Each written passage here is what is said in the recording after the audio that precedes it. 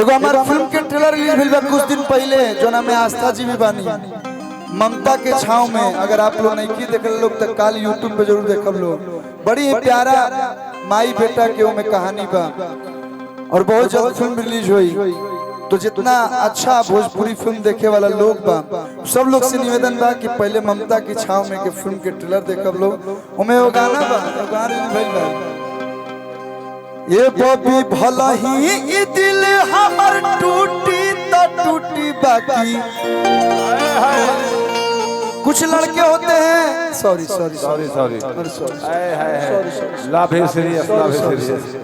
हमारे यहाँ ऐसा ही होता है। बड़ा माना तरह का इंडिया के बड़ा माना तरह। मेरे गुड्डू भैया मानते तो मैं भी मानता हूँ। दो प्रकार भैया दो प्रकार के कुआं एजा दो प्रकार के प्रेम होला। एक बार दिल टूटल लड़का रोवे लागल गावे लागल मैं अपन कैरियर बर्बाद कर लेलस। एक होला जोन हम करतन जोन अभी हम गाई ए बॉबी भला ही ई दिल हमर टूटी त टूटी बाकी लईकी पटावल ना छी। हाँ भाई कार्य प्रगति पर रखो। कतनों बार टूटेगा दिल बना ही क्यों है जोड़ने के लिए जोड़ते रहिए वर्क इन प्रोग्रेस। लेकिन भैया एगो गाना के फरमाइश आई बा कि एगो होता है पिछवा से चूक राजा जी।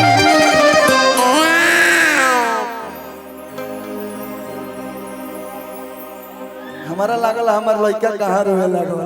अरे तो पूजावा अभी पूजावा का लड़का भइल बहाला है। ई काहे तारा पीछे पड़ल बने।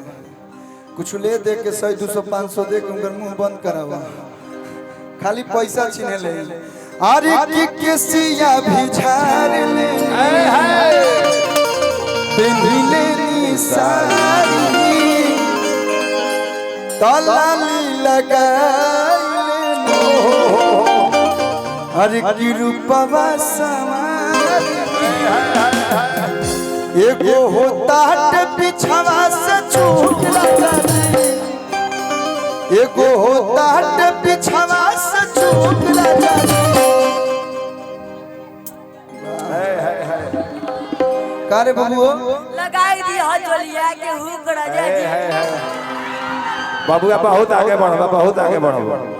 अरे यार हम काहे तोहरे ले फसत नहीं। तोहरे लेखा आदमी देश के विकास करी। बताइए गाना को रिलीज हुए 17-18 साल हो गया। भैया के हमार पूरा याद बा। ये नु प्रेम वो हो 18 साल से सुनो तो गाना है। 18 साल के कहा भाई। अरे अभिमानो हाउ 14 साल में तो हमारे बिहार का लाल वैभव सूर्यवंशी शतक मारता है। वो तो अभी 7 साल के भाई यही से इतना याद बा। जितना टैलेंट बिहार के माटी में बा उतना कहीं और बा हो। यही पे गाना बोले मैंने एक बाद ही गाना गाए।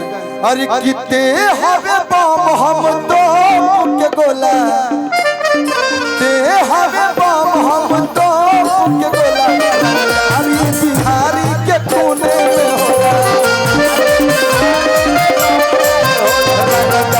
बिहारी के कोने में होला। ते हवे बम हम तो के गोला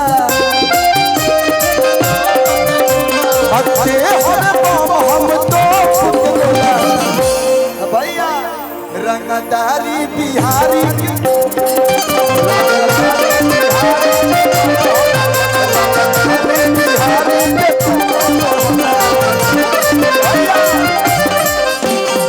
गाना के भाव कहा रहा हो कि एगो होता है पिछवा से चूक राजा।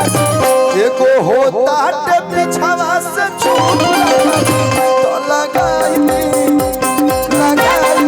चलिया के हो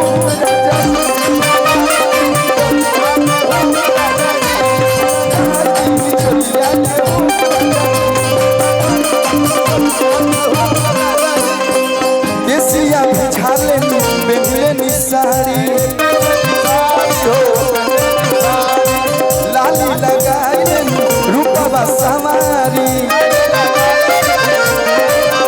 एगो होता पिछवा से चुक राजा एगो होता पिछवा से चुक राजा लगाई दे तो लगाई दी चोलिया के हुक राजा जी चोलिया के हुक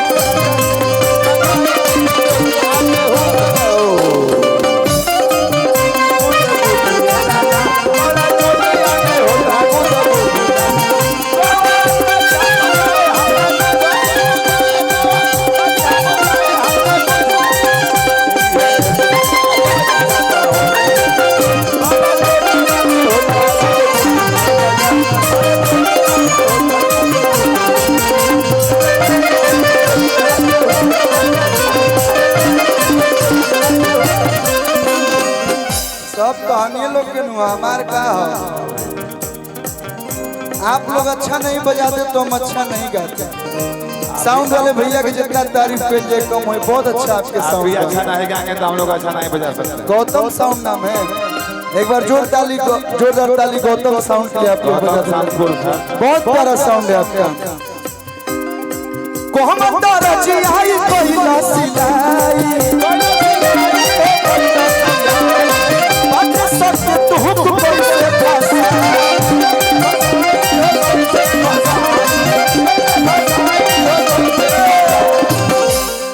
कोहम तारा जी आई अंशो दर्दी रहना अंशो दर्दी।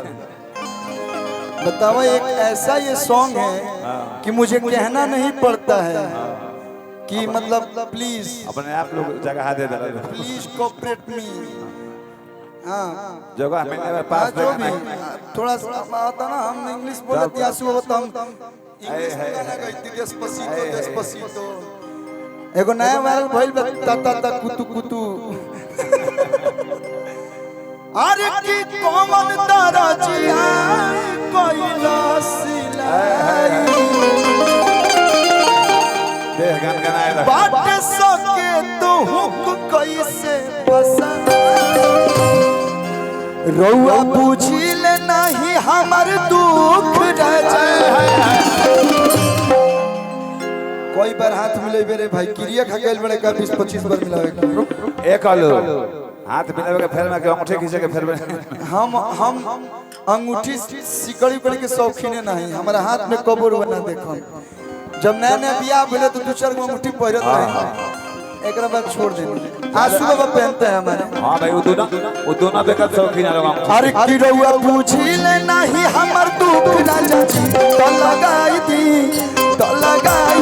चोलिया के हुक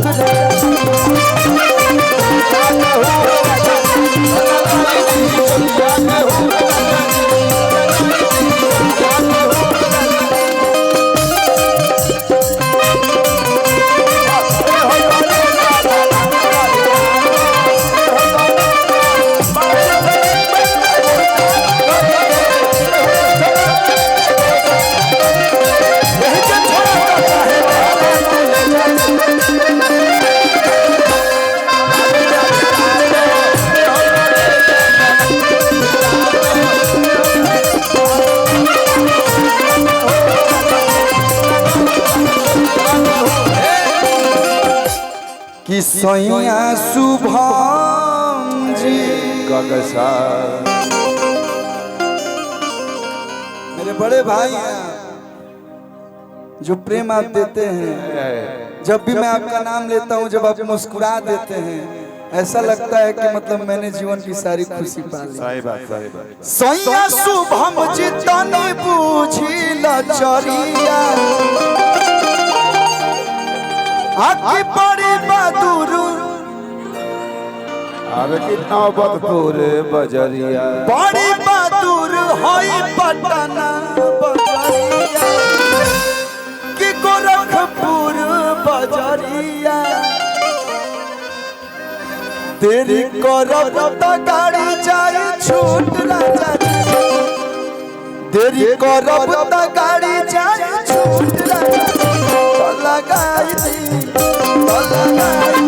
चोलिया के हुक